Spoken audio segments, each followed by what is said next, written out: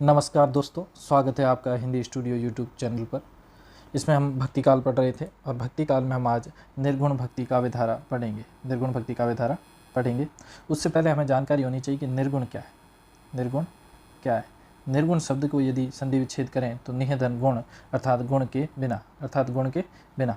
और हम देखें निर्गुण कैसे ईश्वर की, ये जो निर्गुण भक्त थे, ये निर्गुण ईश्वर की उपासना करने वाले जो कवि थे, भक्त थे, ये कैसे ईश्वर की आराधना करते थे। तो देखें तो निर्गुण, निराकार, अजन्मा, अनंत, गुणातीत मतलब गुण से परे, गुणातीत, अगोचर ईश्वर की उपासना में जो काव्य रचना की गई वो कौन सी हो जाएगी? आपकी निर्गुण भक्ति काव्य धारा। तो इसकी परिभाषा में देखें तो निर्गुण, निराकार ईश्वर के उपासक कवियों द्वारा जिस साहित्य की रचना की गई उसे हम निर्गुण भक्ति काव्य धारा के नाम से जानते हैं। निर्गुण भक्ति काव्य धारा का सर्वप्रथम उल्लेख देखें तो वो हुआ है श्वेताश्वेतर उपनिषद में। किसमें हुआ है? श्वेताश्वेतर उपनिषद में हुआ है।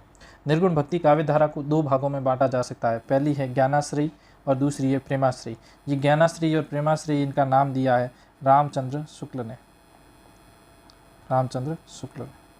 और इन्हें संत काव्य धारा एवं सूफी काव्य धारा कहा है रामकुमार वर्मा ने। रामकुमार वर्मा ने तो कहा है संत काव्य धारा और सूफी काव्य धारा, और रामचंद्र शुक्ल ने कहा है ज्ञानाश्रयी काव्य धारा और प्रेमाश्रयी काव्य धारा। ज्ञानाश्रयी काव्य धारा हम पढ़ेंगे। ज्ञानाश्रयी काव्य धारा को संत काव्य धारा भी कहा जाता है, और संत काव्य धारा इसे कहा था रामकुमार वर्मा ने। और इसमें देखें तो ईश्वर की प्राप्ति का जो साधन बताया है वो बताया है ज्ञान को। ईश्वर की प्राप्ति का साधन किसे बताया? ज्ञान को बताया है। तो देखिए, वे भक्त कवि जो ज्ञान को ही ईश्वर की प्राप्ति का एकमात्र साधन मानते हैं, उनके द्वारा रचित काव्य ज्ञानाश्रयी या संत काव्य के नाम से जाना जाता है। अब ज्ञानाश्रयी काव्य धारा रामचंद्र शुक्ल ने कहा तथा संत काव्य धारा किसने कहा? रामकुमार वर्मा ने कहा। अब हम देखेंगे ज्ञानाश्रयी या संत काव्य धारा की विशेषताएं। तो विशेषताएं देखेंगे तो इसमें देखिए ईश्वर के निर्गुण रूप की उपासना की गई। किसकी उपासना की गई है? निर्गुण निराकार ईश्वर की उपासना की गई है। और देखिए निर्गुण ब्रह्म की उपासना और एकेश्वरवाद। देखिए संत कवियों का ब्रह्म जो है वो कैसा है? निर्गुण, निराकार व अमूर्त है। कैसा है ब्रह्म? निर्गुण, निराकार व अमूर्त है। अर्थात निर्गुण का अर्थ है गुणहीन, पर इसको गुणहीन न मान के क्या माना जाता है? गुणातीत, अर्थात सब गुण उसमें समाहित है, गुणों से परे है वो। ठीक है, ये कवि जो होते हैं सगुण ईश्वर को नहीं मानते हैं, क्योंकि सामाजिक समानता की मांग करते हुए पहले की विषमता मूलक तथा आडंबर प्रधान धार्मिक परंपरा को बदलना चाहते हैं। ये जो कवि हैं ये समाज की असमानता, विषमता मूलकता और आडंबर प्रधान धार्मिक परंपरा को बदलना चाहते हैं। इस कारण ये सगुण को नहीं मानते हैं, और सगुण के स्थान पर क्या मानते हैं? निर्गुण मानते हैं। निर्गुण, निराकार, अमूर्त ईश्वर की कल्पना करते हैं। जैसे आप कबीर के दोहों में देखें या कबीर के पदों में देखें तो कबीर जिस राम की बात करते हैं वो राम दशरथ पुत्र राम ना होकर कैसा है? निर्गुण राम है। जैसे ये देखिए, दशरथ सूत त्रिलोक बखाना, राम नाम का मरम है आना, निर्गुण राम जपहूँ रे भाई, अविगत की गति लखी न जाए। कबीर ने इसमें दशरथ सूत अर्थात दशरथ पुत्र राम की बात करते हुए क्या कहा है कि उसका नाम ले लेकर सब त्रिलोक बखान कर रहे हैं पर कोई भी मर्म नहीं आ रहा है, और मैं कैसे ईश्वर या कैसे राम की जप कर रहा हूँ, कैसे राम की आराधना कर रहा हूँ? तो निर्गुण राम की आराधना कर रहा हूँ। ये कौन कह रहे हैं? कबीर कह रहे हैं। और कबीर क्या कह रहे हैं? सात समंद की मसी करो, लेखनी सब वनराई, धरती सब कागद करो, हरिगुण लिखा न जाए। और ईश्वर के गुणों के बारे में बात करते हुए कबीर कहते हैं कि सात समुंदर की स्याही बना दूं और लेखनी सब वनराई, अर्थात पूरे जंगलों को यदि मैं लेखनी बना दूं और धरती सब को कागज करूं, अर्थात धरती पूरी है उसको कागज बना दूं, तो भी हरि का गुण लिखा न जाए। अर्थात गुण इतने हैं कि उनके बारे में लिखना संभव नहीं है। ये कबीर कह रहे हैं। ठीक है, फिर आप देखिए गुरु को ईश्वर की तुलना में उच्च स्थान दिया गया है। गुरु को ईश्वर की तुलना में उच्च स्थान देखिए नाथ साहित्य में भी दिया था। नाथ साहित्य का कुछ प्रभाव संत साहित्य पे भी पड़ा है, और नाथ साहित्य में देखिए गुरु को ईश्वर की तुलना में उच्च स्थान दिया। आपने कबीर का दोहा सुना है, गुरु गोविंद दोऊ खड़े, काके लागू पाए, बलिहारी गुरु आपने जिन गोविंद दियो मिलाए। तो ये कबीर गुरु की जो सत्ता है उसको प्रतिपादित कर रहे हैं, गुरु के महत्व को प्रतिपादित करते हैं, और उस महत्व को प्रतिपादित करते हुए गुरु को ईश्वर की तुलना में क्या दे रहे हैं, उच्च स्थान दे रहे हैं कि भाई ईश्वर से मिलाने वाला कौन है, गुरु।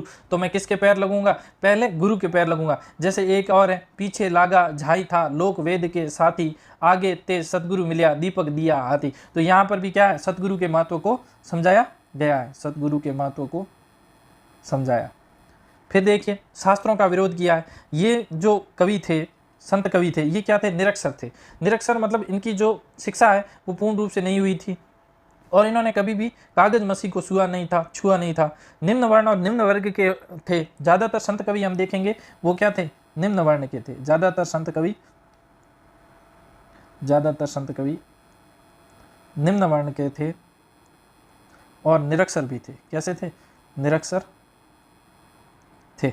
तो इनको शास्त्रों से क्या है, परहेज है। तो वो शास्त्रों का क्या करते हैं, विरोध करते हैं। वो कहते हैं कि शास्त्र पढ़ना मतलब लकीर का फकीर बनना, जीवन को तार्किक रूप से नहीं देखना है, जीवन के अनुभव को नहीं देखना है, इसलिए वो शास्त्रों का विरोध करते हैं। उसमें कबीर का एक दोहा है, पोथी पढ़ी पढ़ी जग मुआ, पंडित भयानक होए, ढाई आखर प्रेम का पढ़े सो पंडित होए। इसमें पोथी पढ़ी पढ़ी जग मुआ अर्थात शास्त्र वेद पढ़ के जग पूरा समाप्त हो चुका है और कोई भी पंडित नहीं बना है, ठीक है। और ढाई आखर प्रेम का जिसने समझ लिया है, उसका जो तारतम्य समझ लिया है, तर्क समझ लिया है, तो वो क्या है, पंडित बन जाएगा।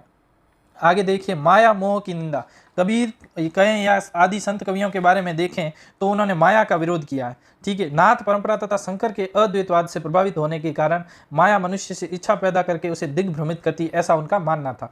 जितने भी संत कवि है ये मानते हैं कि माया द्वारा मनुष्य की इच्छाएं उत्पन्न होती है और वह मनुष्य उसी से दिग्भ्रमित होता है, तो इसलिए ये माया का विरोध करते हैं। और कबीर का एक दुआ है कि माया महा ठगिनी हम जानी, त्रिगुण फांस लिए कर डोले, बोले मधुरवाणी। अर्थात माया क्या है, महा ठगनी बताई गई है माया को। फिर आप देखिए, जाति प्रथा एवं वर्ण व्यवस्था का विरोध, अर्थात सामाजिक असमानताओं का विरोध किया। सामाजिक असमानताओं में देखिए कि उस समय के जो व्यवस्था थी उसमें जाति व्यवस्था एवं वर्ण व्यवस्था का बोलबाला था। जाति व्यवस्था एवं वर्ण व्यवस्था का बोलबाला था। इसी जाति व्यवस्था एवं वर्ण व्यवस्था का इनका क्या है, विरोध करते हुए इसको अमानवीय बताते हुए इनकी कटु आलोचना की। इस व्यवस्था को इन्होंने संत कवियों ने क्या बताया, अमानवीय बताया। जबकि आपको बताया कि ये संत कवि खुद कैसे थे, निम्न जाति के थे, इसलिए इन्होंने इस व्यवस्था को क्या बताया, अमानवीय बताया है। कबीरदास जी कहते हैं कि जाति पाति पूछे न कोई, हरि को भजे सो हरि कोई। अर्थात कोई भी जाति पाति नहीं पूछता है, और ईश्वर तो जाति की बात करता ही नहीं है। तो जाति पाति पूछे न कोई, जाति पाति कोई नहीं पूछता है। जो हरि को भजता है, हरि को याद करता है, वही हरि का हो जाता है। रैदास का है दोहा एक, जाति ओछा पाति ओछा, ओछा जन्मु हमारा, राम राय की सेवा किनी, कहे रविदास चमारा। रैदास अपने आप को चमार जाति का बताते हुए क्या कहते हैं कि हमारी तो जाति भी ओछी है और पाति भी ओछी है और हमारा जन्म भी ओछा है, पर फिर भी हम क्या, भगवान की भक्ति करते हैं, राम की सेवा करते हैं। ये किसने कहा है, रैदास ने कहा है। फिर आप देखिए, बाह्य आडंबरों का विरोध किया। बाह्य आडंबरों में देखिए आप, तीर्थाटन हो गया, आपका अंधविश्वास हो गए, तीर्थाटन पंडितों द्वारा कही जाने वाली बातें हो गई, ये सब बातें आडंबरों में आती हैं, और इन बाह्य आडंबरों का खंडन किया है। उन खंडन करते हुए जैसे कि आप देखिए, कबीर का एक दुआ है, वो कह रहे हैं कि कांकर पाथर जोरी के, मस्जिद लई बनाए, ताचड़ी मुल्ला बांग दे, क्या बहरा हुआ खुदा है। क्या आप कंकड़ पत्थर जोड़ के मस्जिद बना रहे हो, बड़ी मस्जिद बना रहे हो, फिर उसकी शिखर पर, चोटी पर चढ़कर बांग दे रहे हो, इसका मतलब आपका खुदा बहरा हो गया। इस प्रकार इन्होंने बाह्य आडंबरों का विरोध किया है। वैसे ही उन्होंने हिंदू धर्म पर भी उन्होंने बोला है। उन्होंने क्या कहा है, पाहन पूजे हरि मिले, तो मैं पूजूं पहाड़, ताते तो चाकी भली, पीस खाए संसार। तो इन्होंने हिंदू संप्रदाय में आई रूढ़िगत विकृतियों का भी जमकर विरोध किया। जैसे मूर्ति पूजा हो गई, मूर्ति पूजा, धार्मिक हिंसा,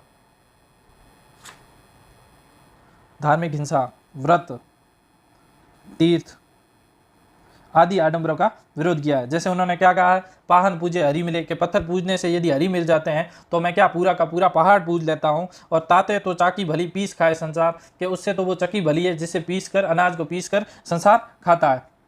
फिर देखिए, आत्मविश्वास की प्रबलता। आपको मैंने बताया था कि संत कवि कैसे थे, निरक्षर थे। संत कवि निरक्षर थे, और निरक्षर व्यक्ति में आत्मविश्वास ज़्यादा होता है। निरक्षर व्यक्ति में क्या होता है? आत्मविश्वास ज़्यादा होता है। उन्होंने शास्त्रों पर जो प्रहार किया है वो प्रहार इसलिए किया कि वे उन्हें न पढ़ सकने के कारण उससे प्रभावित नहीं थे। आप किसी भी वस्तु को पढ़ेंगे तो आप उसके विचार से प्रभावित होंगे। यदि आप उस वस्तु को पढ़ेंगे ही नहीं, उसके बारे में जानकारी नहीं होगी, तो आप उससे प्रभावित नहीं होंगे। और इसी प्रभावित नहीं होने के कारण उन्होंने जमकर विरोध किया है शास्त्रों का।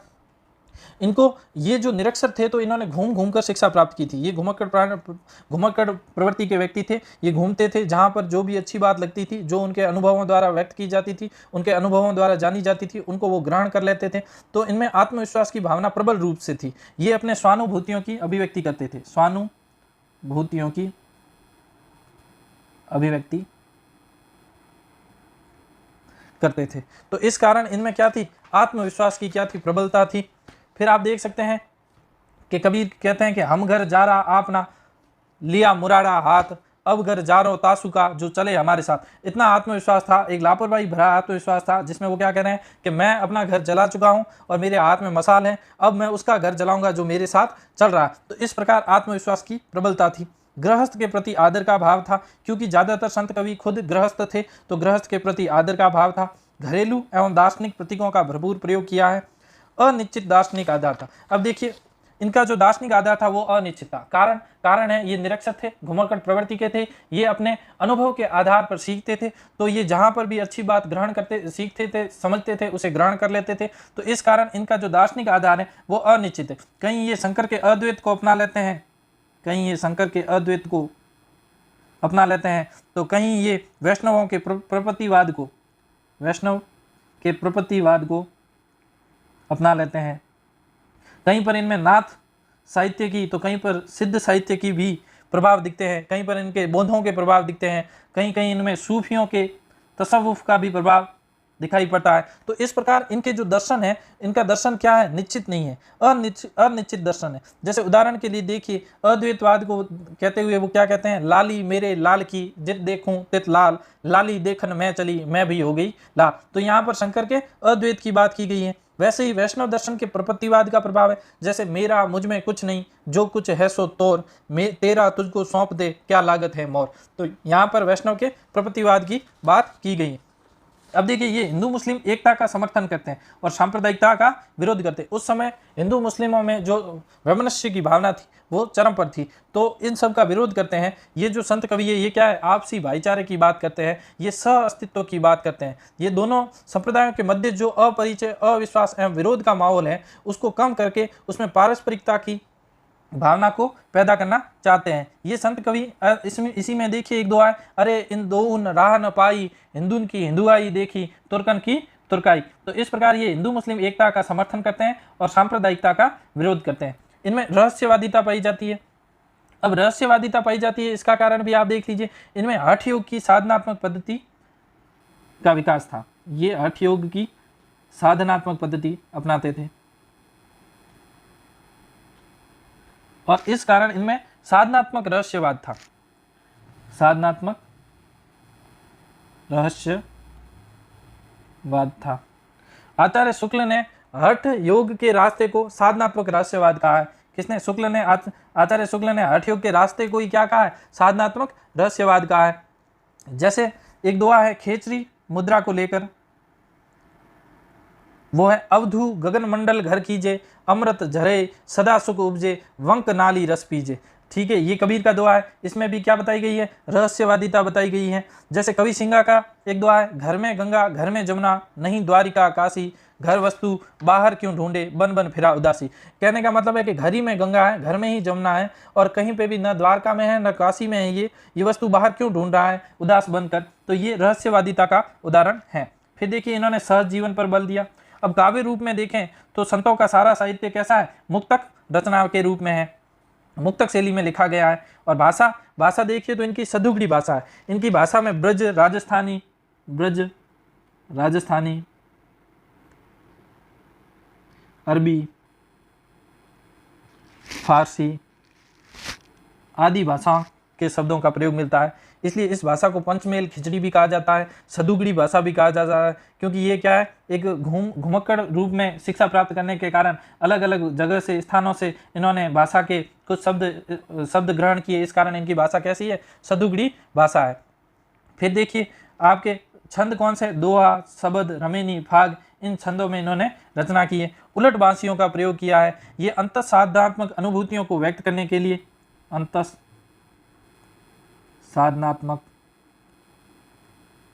अनुभूतियों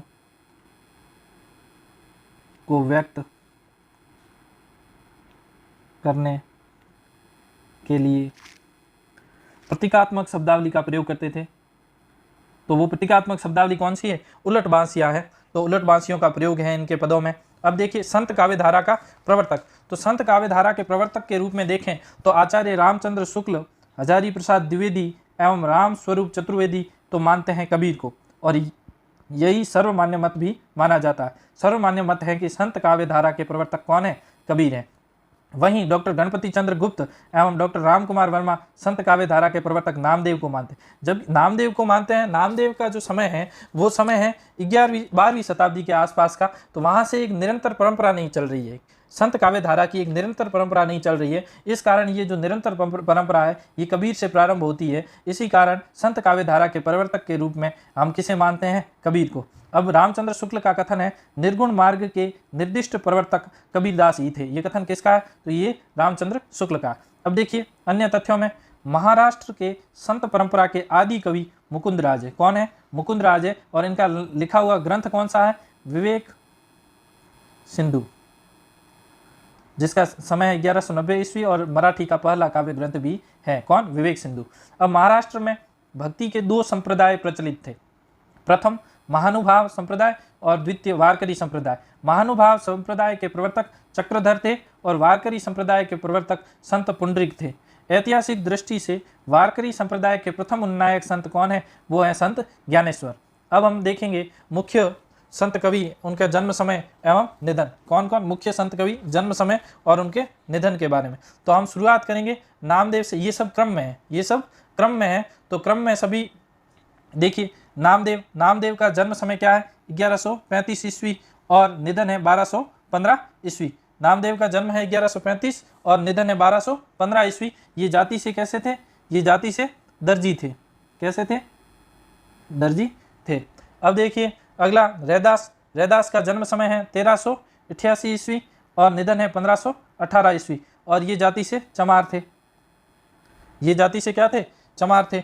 कबीर का जन्म है 1398 ईस्वी और निधन है 1518 ईस्वी। ये जाति से जुलाहा थे। वैसे इनके बारे में एक मत ये चलता है कि ये कैसे विधवा ब्राह्मणी के गर्भ से जन्मे थे। बाद में नीरू और नीमा जो थे, जुलाहा दंपति थे, उन्होंने उनको गोद ले लिया था। उनको वो मिले थे काशी के नैनतारा तालाब से। इस कारण इनके जो पिता और माता हैं वो कौन थे, जुलाहा थे, और इनका जन्म 1398 ईस्वी में और निधन 1518 ईस्वी में हुआ था और काशी में हुआ था। और फिर देखिए जम्बनाथ अर्थात जाम्भोजी, जिनका जन्म समय है 1451 ईस्वी और निधन है 1523 ईस्वी, और ये राजपूत जाति के थे। ये राजपूत जाति के थे। फिर आप देखिए हरिदास निरंजनी का जन्म समय है 1455 ईस्वी और निधन है 1543 ईस्वी। निधन कब हुआ, 1543 ईस्वी। इनका जन्म स्थल है डोडवाड़। इनके जाति के बारे में पर्याप्त साक्ष्य है नहीं। और गुरु नानक का जन्म समय है 1469 ईस्वी और निधन है 1538 ईस्वी। ये खत्री जाति के थे। किस जाति के थे, ये खत्री जाति के थे। और इनका जन्म स्थान कौन सा है, ननकाना साहिब, जो अभी पाकिस्तान में है, ननकाना साहिब। वैसे राई भाई की तलवंडी पहले नाम था इसका, अब इसका नाम ननकाना साहिब है। फिर है संत सिंगा का जन्म समय है आपके 1519 ईस्वी और निधन है 1659 ईस्वी। संत सिंगा का जो ये खजूर मध्य प्रदेश में इनका जन्म हुआ था, खजूर मध्य प्रदेश में, और ये जाति से कैसे थे, ग्वाला थे, ग्वाला। फिर है लालदास का जन्म हुआ था 1540 ईस्वी में, निधन 1668 ईस्वी में हुआ था। ये धौली धूप अलवर में इनका जन्म हुआ था, धौली धूप अलवर में, और ये जाति से मेव मुसलमान थे। क्या थे, मेव जाति के।